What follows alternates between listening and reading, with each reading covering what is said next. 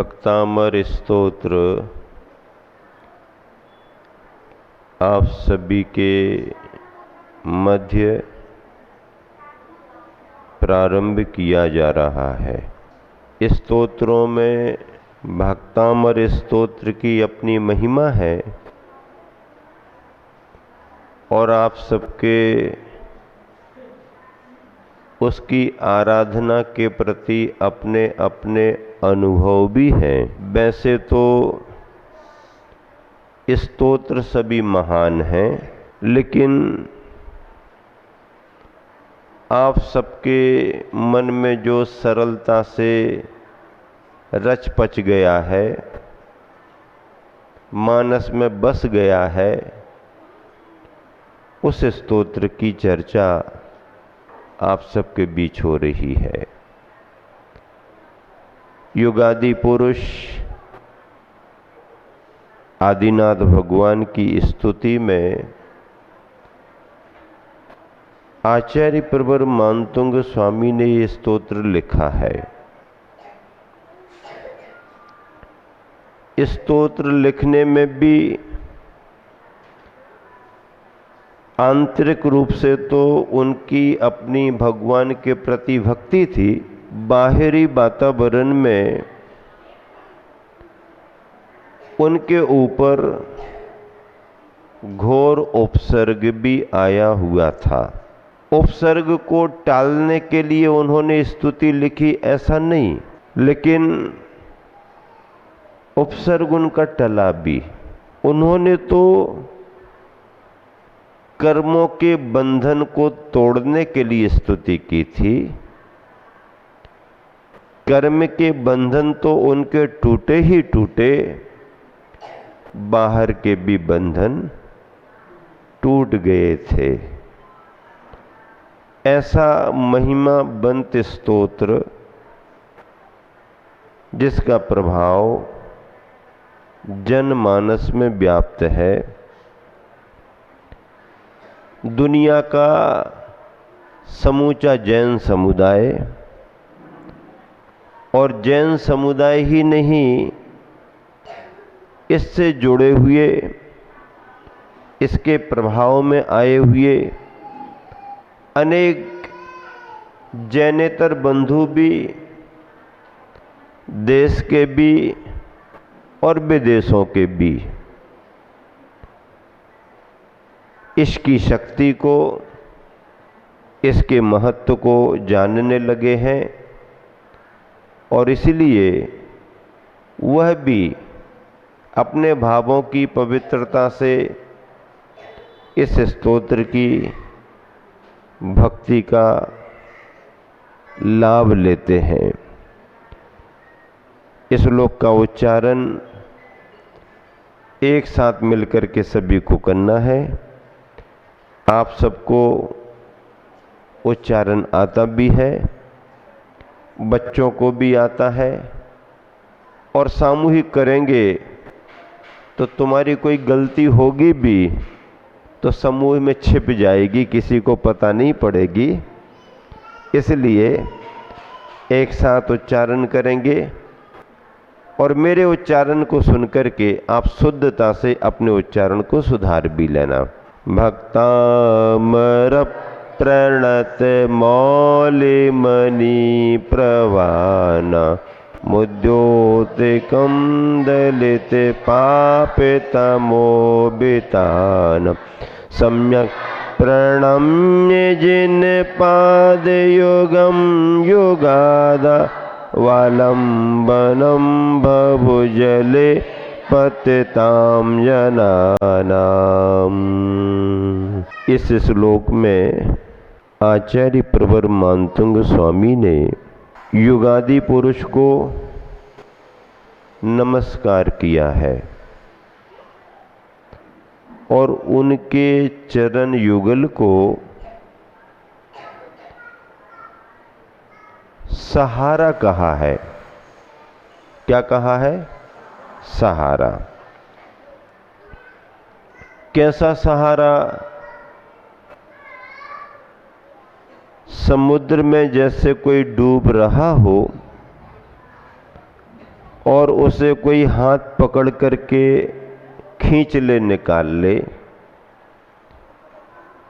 या कोई डूब रहा हो तो उसे कोई लकड़ी का पाटा पटिया मिल जाए जिसके सहारे तैर करके वापस आ जाए, या डूबते हुए को कोई नौका जहाज मिल जाए तो वो पार हो जाता है।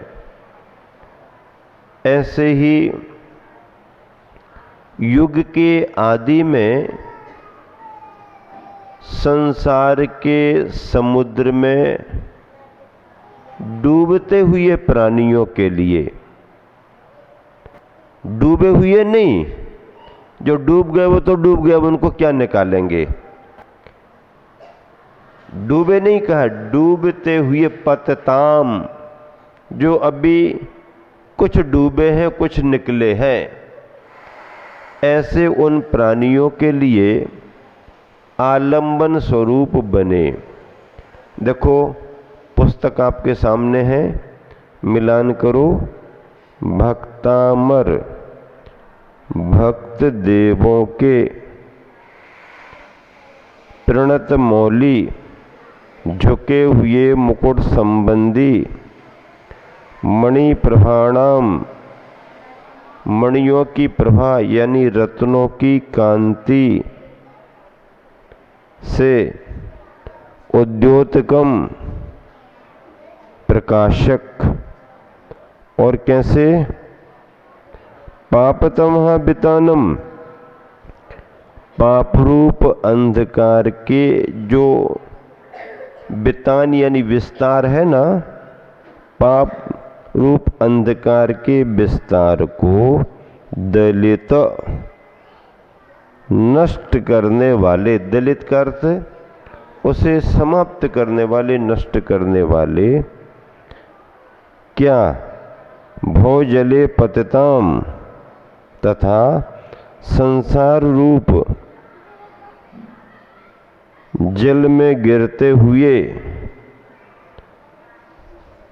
जनानाम प्राणियों के युगादौ आलंबनम, युग के आदि में, कब, युग के आदि में आलंबन, जिन पाद युगम, जिनेन्द्र भगवान के दोनों चरणों को सम्यक प्रणम्य, अच्छी तरह से प्रणाम करके। क्या हुआ सारांश, नीचे मिलान करो, पढ़ो।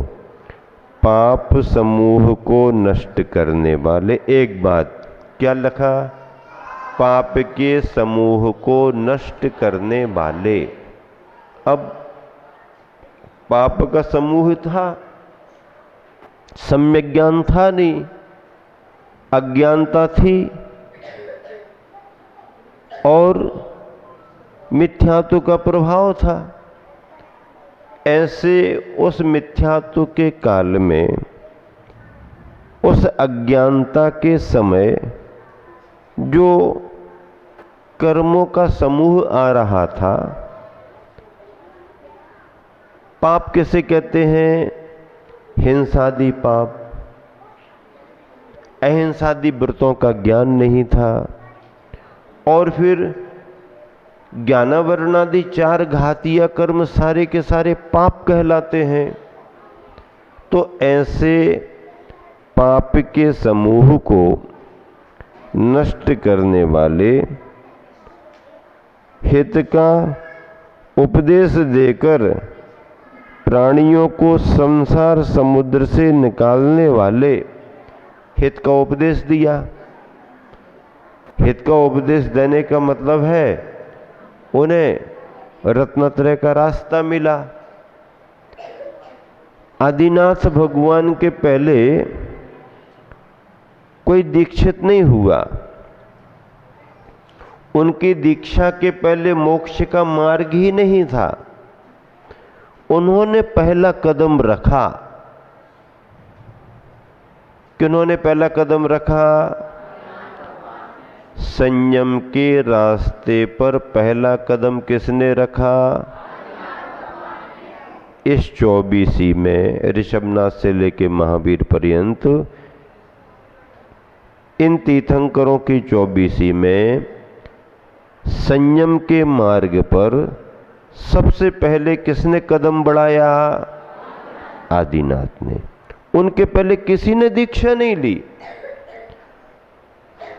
उनके पहले केवल ज्ञान पा लिया। उनके मोक्ष जाने के पहले किसी ने मोक्ष पा लिया, वो बात की बात है। लेकिन उनके दीक्षित होने के पहले कोई दूसरा दीक्षित नहीं हुआ। उस समय तक संयम की परंपरा थी ही नहीं। क्यों? क्योंकि भोग भूमि का काल चल रहा था, और भोग भूमि के काल में तो संयम कोई ले ही नहीं सकता है। हालांकि आदिनाथ महाराज ने भी तीसरे काल में ही दीक्षा ली। उनकी दीक्षा का समय तीसरा ही काल था, लेकिन काल भले ही तीसरा था, पर कल्प वृक्षों की जो व्यवस्था समाप्त होने लगी थी, तो उस कारण कर्म भूमि आ जाने से उन्होंने उस तृतीय काल में ही कर्म भूमि की व्यवस्था में संयम अर्थात दीक्षा को धारण किया था। ऐसे युगादि पुरुष आदिनाथ भगवान दीक्षित हुए और हित का उपदेश दिया। लेकिन आपको मालूम है, सुनो यहां पर क्या पूछ रहा हूं मैं, कि तीर्थंकर दीक्षा तो ले लेते हैं, लेकिन दीक्षा लेने के तुरंत बाद ही वह उपदेश नहीं देते। सामान्य जन मुनि दीक्षा लेकर के एक उपवास करके या 2 उपवास करके पारणा करके उपदेश देना शुरू कर सकते हैं, करते हैं। लेकिन तीर्थंकर कोई भी क्यों न हो, दीक्षा लेते साथ ही अखंड मौन धारण कर लेते हैं। क्या कर लेते हैं? क्या कर लेते हैं? क्या कर लेते हैं? हाँ, अखंड मौन धारण कर लेते हैं। बोलते ही नहीं किसी से। उनका इतना कठोर नियम रहता है कि वह किसी भी नगर में जाएं, कहीं भी विहार करें, किसी के यहाँ भी आहार करने को जाएं, लेकिन वार्तालाप नहीं करते। देखते हैं, आप नमस्कार करेंगे तो वह अंदर से आपके लिए करुणा का भाव रखेंगे, अंदर से आपके कल्याण की भावना रखेंगे, लेकिन बाहर से हाथ उठा करके आशीर्वाद नहीं देते। क्या? बाहर से हाथ उठा करके आशीर्वाद नहीं देते। ये तीर्थंकरों की विशेषता होती है। क्या होती है? ये तीर्थंकरों की विशेषता होती है। ये सिद्धांत ही है। क्या है? ये सिद्धांत ही है कि कोई भी तीर्थंकर अपने छद्मस्त काल में अर्थात मुनि अवस्था के काल में कभी कोई उपदेश नहीं देते हैं और हाथ उठा करके किसी को आशीर्वाद भी नहीं देते हैं। आप लोगों के मन में आ सकता है, लेकिन जो तीर्थंकर मुनिराज का पड़गाहन करता है, वो इसी में अपने आप को धन्य धन्य मानता है कि ना सही उपदेश, लेकिन मुनिराज तीर्थंकर का आहार तो हमारे यहाँ हो गया। बहुत बड़ी बात है। ऐसे वह मुनिराज आदिनाथ कितने समय तक तप करते रहे केवल ज्ञान पाने के लिए? 1000 बरस तक तप किया। कितने बरस तप किया? कितने बरस तप किया? तुम्हारी उम्र कितनी? अभी की और आगे की? 1000 बरस उन्होंने तप किया, लेकिन उनका 1000 बरस का तप उनकी उम्र में कोई बहुत बड़ा समय नहीं माना जाता। 84 लाख वर्ष पूर्व की आयु में 83 लाख वर्ष पूर्व राजपाट में निकल गए और अब मुनि बनकर के 1000 बरस तक तप किया। तप किया का मतलब 1000 बरस तक ध्यान में बैठे रहे, ऐसा नहीं। 6 महीने तक ध्यान में बैठे। 6 महीने के बाद आहार के लिए उन्होंने निकलना शुरू किया। पहला आहार हस्तिनापुर नगरी में राजा श्रेयांश के यहाँ हुआ और वह आहार विहार करते हुए तप करते रहे।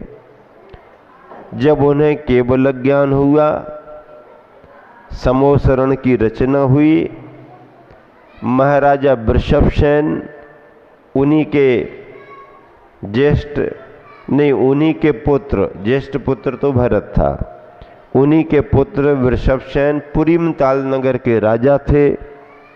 उन्होंने आकर के भगवान के समोसरण में भगवान की मुद्रा देखी, उनकी वंदना की और उस समय जो भगवान का भाव उनके सामने आया, उससे प्रभावित होकर के वो दीक्षित हुए, प्रथम गणधर बने। फिर भगवान का उपदेश प्रारंभ हुआ। ऐसे युगादि पुरुष भगवान ऋषभदेव को नमस्कार करते हैं, क्योंकि उन्होंने धर्म का उपदेश देकर के संसारी प्राणियों को संसार के समुद्र से बाहर निकाला। नीचे दोहा लिखा हुआ है, देखो, मिलान करो, पढ़ो। भक्ति अमरनत मुकुट दुती, अगतम ते मेरे पलाय, बहुदधि डूबत को शरण, जिन पद शीश नमाय। ये दोहे भोपाल के चातुर्मास में सन 1995 में बनाए गए थे। वहाँ पर भक्तांबर स्तोत्र को आधार बना करके जो भी अध्ययन किया, उन्हीं श्लोकों का दोहानुवाद भी किया। इस तरह से पहला श्लोक पूर्ण हुआ। पुनः एक बार सब लोग मिलकर के से दोहराएं। भक्तामर प्रणत मौल मणि प्रभाना, मुद्योत कम दलित पापितमोबितान, न प्रणम्य जिन पाद युगम युगादा, वालंबनम बहुजले पतिताम जनानाम।